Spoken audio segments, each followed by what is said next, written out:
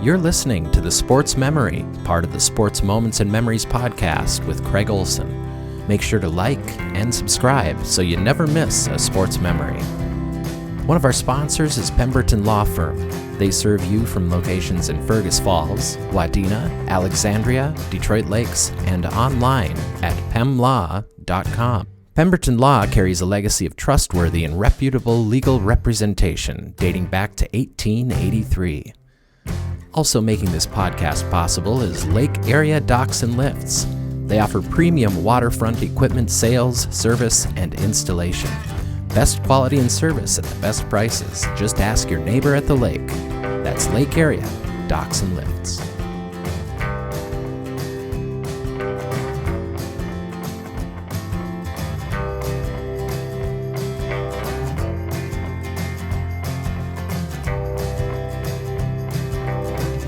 In the mid-1950s, Paul Anderson and Raleigh Lake spearheaded a group that had an interest in bringing high school hockey to Fergus Falls. Well, that became a reality in the 57-58 season when Paul Anderson coached the Otter varsity hockey team in 6 varsity games. Raleigh Lake took over the reins and actually coached for 6 years. It was during his tenure that the Fergus Falls Youth Hockey Association was born. Don Ashworth, who was a player for Roger Johnson in the late 60s, talked about what he recalls of that Otter Hockey Association's beginnings. Well, I know we moved from the Twin Cities area, from Edina in 60 or 61, and I know my father was involved, played hockey there in men's leagues that were in national tournaments. I remember going down to a place called Pershing Rink, skating as a kid on the pond next to the rink while Father played senior men's hockey. So we moved up here, and they did have high school hockey, but they had no youth program.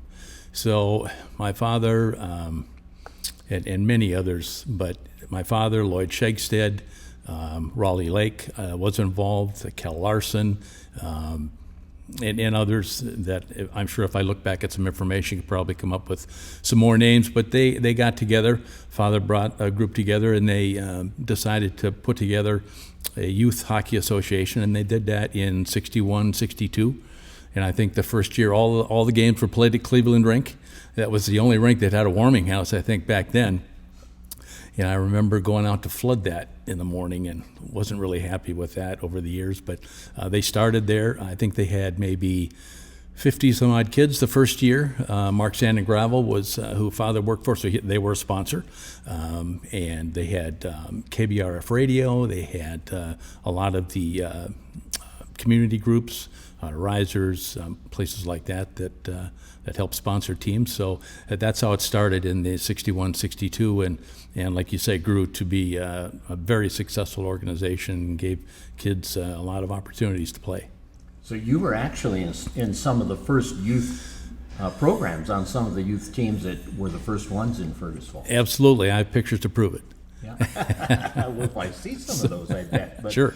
Well, and I know you mentioned, we were just chatting before we started this, that by the time the 70s came around and the real strong teams that Wayne Horgan coached, a lot of those teams were benefiting from that hockey association, and there were, like you said, like 400 kids involved. As I said, back when they started, 50, 60 kids, and it grew almost exponentially every year from that. They got more people involved. And like you say, I think into the mid-70s, late 80s, when they had those terrific high school teams and kept bumping up against Roseau and teams like that to try to go to the state tournament, I know they had upwards of 400 kids that were playing, and at the termite, the mite, the squirt level, pee-wee, bantam, a lot of kids. It was a great program. Was it mostly house league at that time, or were there still some traveling? Oh no, they had traveling teams. The house league was, that builds all of the traveling teams. So the house league was very important, but they had traveling. They didn't have traveling squirts. That's a later iteration of how soon you want to get kids on the road and in hotels. But they had traveling pee-wee and traveling bantam. There were leagues all over the state from that standpoint. So they had a lot of teams to play within a fairly close area. So who were the most influential teachers of hockey in your life at that youth level and the high school level and beyond or prior to? Well, absolutely. My father got me started, and he was, like I said, he played, loved the game, and which is why he put so much time into getting a Youth Hockey Association started here. But I think certainly he would be the biggest influence in my life from hockey standpoint. And then as you grow up, a lot of coaches that make a difference. Lloyd Shakestead, for as much time as he spent at the arena when they first started. That was always a place you could go if you wanted to go skate, if you wanted to go talk hockey. You could always find Lloyd out at the rink taking care of that. And so he had a lot to do with the early interest and the early, I think, commitment to playing and really having fun and enjoying it. Roger Johnson, who has been a part of Otter hockey since the 1965-66 season, remembers also some of the early history of Otter hockey. You know, they had a rink on Lake Alice. And finally, when I started coaching, we were at Cleveland Rink. But we practiced outside, played a lot of games outside. You know, whether I can remember going up to Fargo and playing, and it was so below zero, it was so cold that we had to go on the bus between periods. Didn't have a warming house. But we managed to get through. We didn't win a lot of games. I think we won 2 the first year. Roger was fairly young when I was there when he was coaching. He liked to get out and play. He really enjoyed that part of it. So I think he enjoyed the camaraderie of with players and being a little closer in age from that standpoint. But always practices were fun. We always worked on things from the standpoint of drills, improvements. But it was fun. You were anxious to get to the rink. You really enjoyed after school. That was, you went right to the rink and spent as much time as you could there. And then a lot of the kids, players that I played with, everybody tried to give back. They got involved with the youth program. They coached. They helped. So it was just a real tight-knit community at that point. Your last 2 years there, you won 8 games each year, and that was the years that the Otters were not winning a lot of games. You're not recording winning records. They're still that's an understatement. But what do you recall about the varsity years and the improvement that you made from freshman year to senior year? To give you some context, when I was a freshman, we played. We were 0-17. Wow! So built a lot of character, as they used to refer to it. But from there on, I think the first game that we won, that I was a part of, that our group won, I think in 3 years, was when we beat Alexandria here. I remember that, and so those landmarks, you build from that.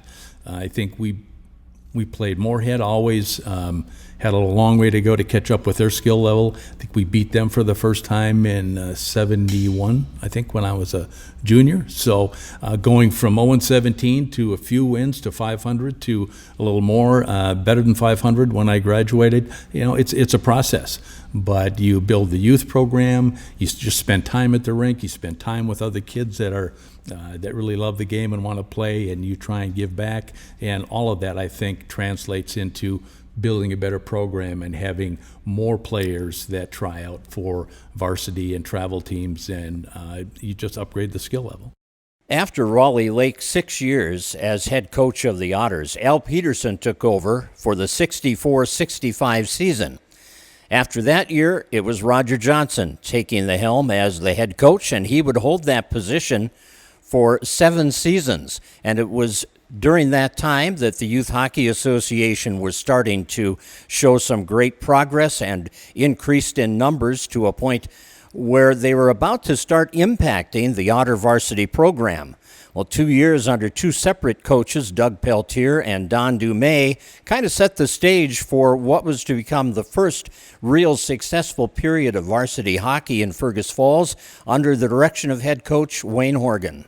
The first year I was here, 74-75, I did a lot of time observing, not delving into the deep problems of the program and everything. I was working with Denny Eckelberger and Lloyd Shakestead. They were coaching Pee-wees and Bantams.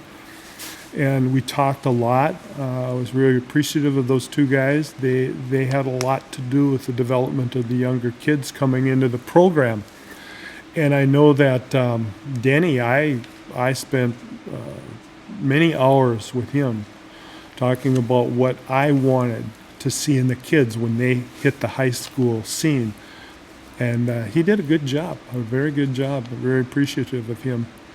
Lloyd, he was more the discipline with the Pee-wee type, 12, 13-year-old kids. And I didn't have a lot to do, although Lloyd was listening, paying attention, and they put a lot into the development of the kids that came through in the 77, 78, 79 era. So that's kind of what I put in my philosophy. I want to be fair, but I'm not going to take the crap either. And that was the key. And that's what I learned from Bemidji. All this junk that doesn't have to be dealt with. And so that's what I did the first year. We didn't have a real good year that year. We were well below 500. But learned a lot. And the second year, of course, then lower the boom. And that's kind of what happened in 75, 76 was there were young kids that came up that were very good. And they were still at that age where, okay, the rules are important. And we had I think we said it was a 16-3-1 record that year. People were flabbergasted. And I wasn't. I knew we could do it. We weren't playing the heavy schedule yet. We had kind of a mixed schedule. We weren't playing the Rosals or Bemidji's or we played Moorhead. And but it was a fun year. And I think that kind of set the tone for the rest of the years I was here. Steve Lundeen is a 1979 Otter grad and a part of 4 really successful Otter boys hockey teams in those years, playing for Wayne Horgan. I think we had really good leadership on those teams, my teammates, and Wayne Horgan was a new coach then. I can't remember what year he came in. You've got it right in front of you, but he really put some systems together. We had great practice routines, and we had a bunch of guys that were used to winning too. So as Pee-wees and Bantams and Squirts, when we went to the rink, we kind of knew we were going to win the game.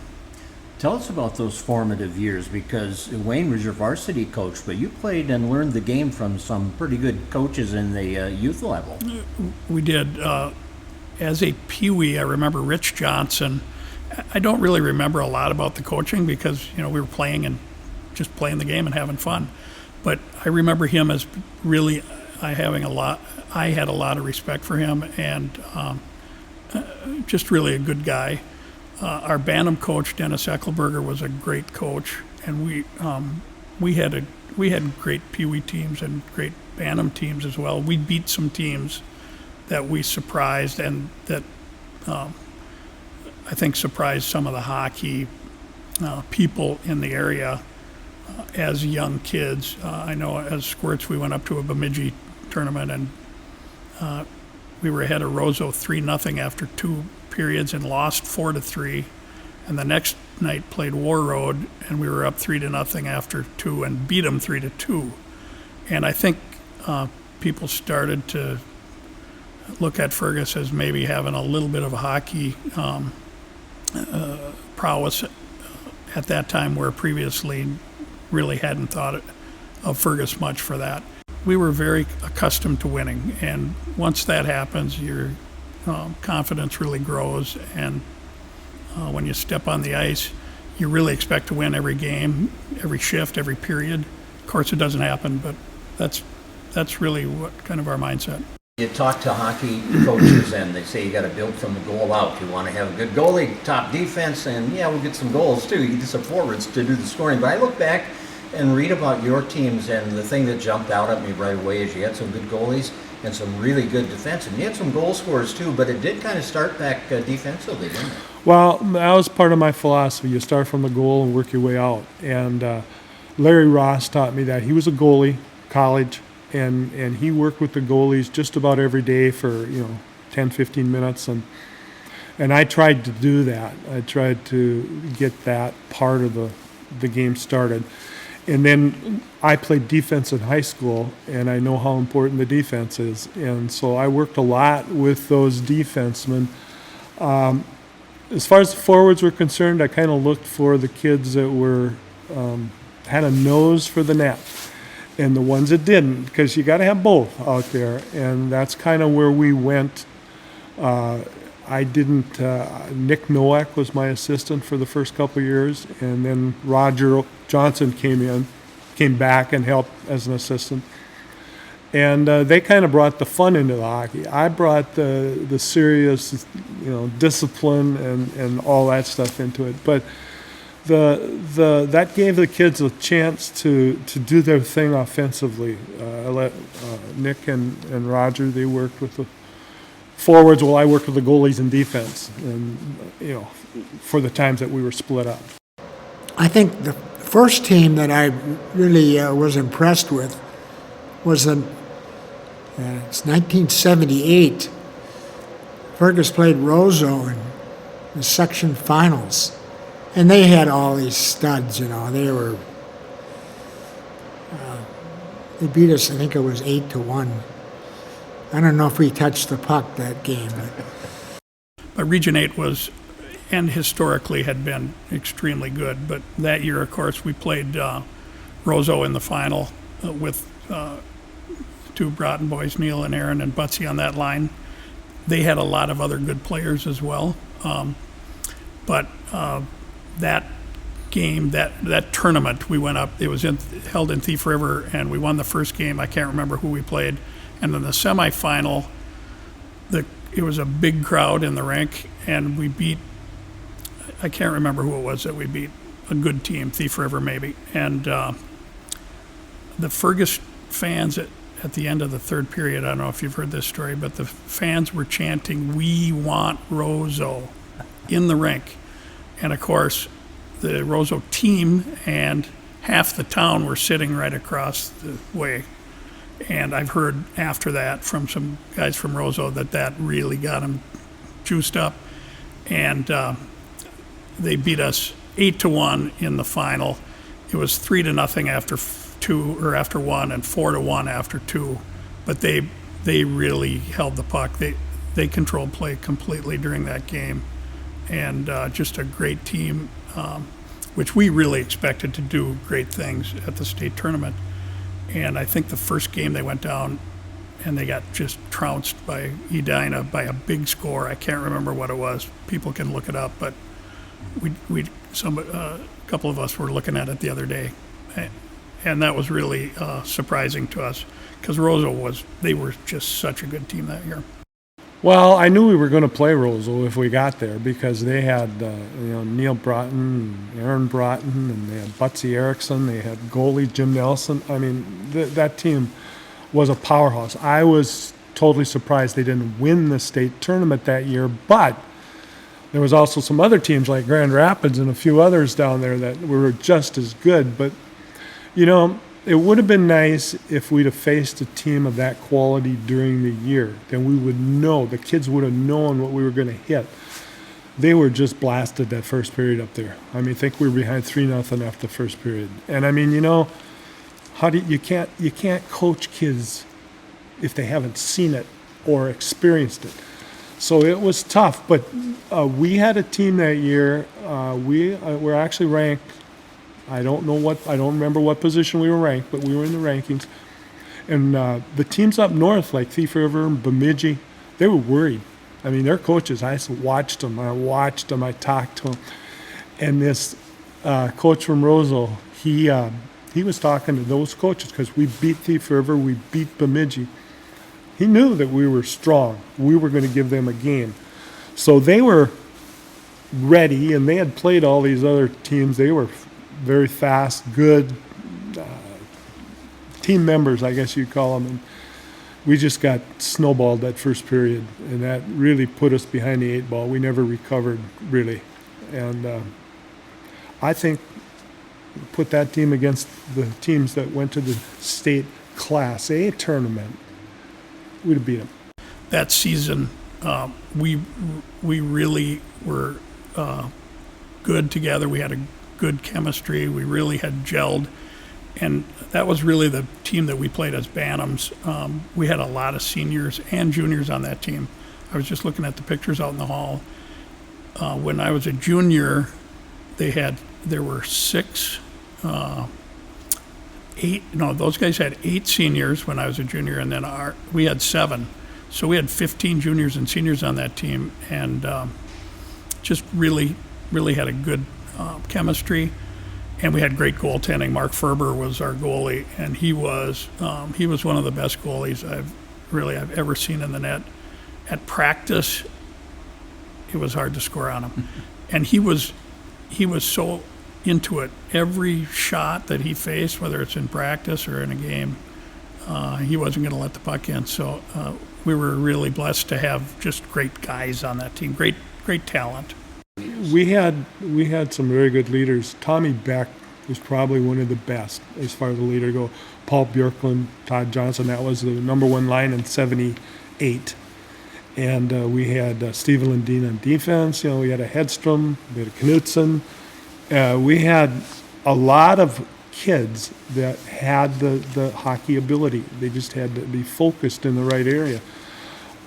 We had Tim Mann in 1980, excellent. Jody Wentler and a Denley kid, Scott Denley. That line competed with any good line in Section 8. I mean, when we play Warroad, they dominated. So we had kids that were able to play with any of the best players in Section 8, which is any of the best players in the state. And we had that all the way up. I've got a list of some, but I can't. It's been many years, let me tell you, many years. But every once in a while I'll run across, like a year ago I ran into Paul Drexel. Never heard of him. His brother Jay played goalie in 1981, I believe it was. And I coached him a little bit. He was part of it. But Paul went in the Air Force after that, and he was an air traffic controller. I ran into him in Fergus about a year and a half, 2 years ago. He said that was the best preparation for me to be in the Air Force and as an air traffic controller. He said that discipline, that hard work, that everything. I really appreciated that from Paul. Well, the corner had been turned. Wayne Horgan's successful 6-year run as head coach produced some of the greatest hockey teams in Otter history to that point and since that point.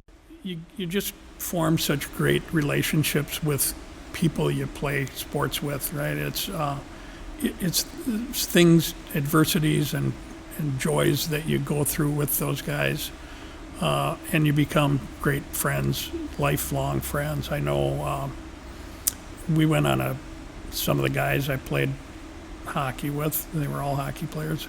We went on a grouse hunting trip for 25 years in Minnesota, and guys that lived outside the area would come back, not every year, but that's one great benefit or a memory from sports. But you would on and off the ice be together, especially some of the teams that were the closest on and off the ice in the season and outside of the season would be together all the time.